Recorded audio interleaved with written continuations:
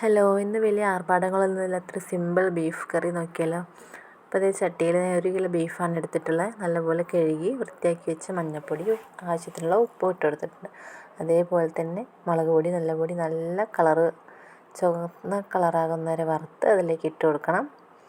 ഇനി നമ്മൾ മിക്സിയുടെ ജാറിൽ 1 പിടി ചെറിയ ഉള്ളിയും ഇഞ്ചിയും വെളുത്തുള്ളിയും കൂടെ ചതച്ച് അതും കൂടെ ഇട്ട് കൊടുത്ത്, ഇതിപ്പോൾ ഞാൻ മീറ്റ് മസാലയാണ് ചേർക്കുന്നത്. അതും കൂടെ ഇട്ട് കൈ വെച്ച് തന്നെ നല്ലപോലെ മിക്സ് ചെയ്തെടുക്കുക. ഇതൊന്ന് ഉള്ളിയൊക്കെ ഒന്ന് ചതയാനേ പാടുള്ളൂ.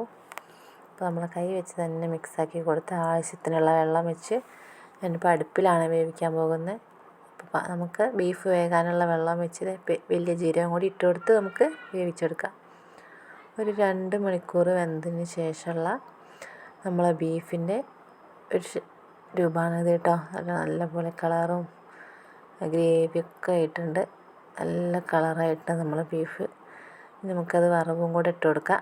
അതൊരു പാത്രത്തിലേക്ക് മാറ്റി ആ ചട്ടിയിൽ തന്നെ കുറച്ച് വെളിച്ചെണ്ണ ഒഴിച്ച് ഉലുവ പൊട്ടിച്ച് നമുക്ക് തേങ്ങ കൊത്തിട്ട് കൊടുക്കാം. നമ്മൾ സവാളയോ തക്കാളിയോ ഒന്നും ചേർക്കാതെ ഒരു സിമ്പിൾ ബീഫാണ്.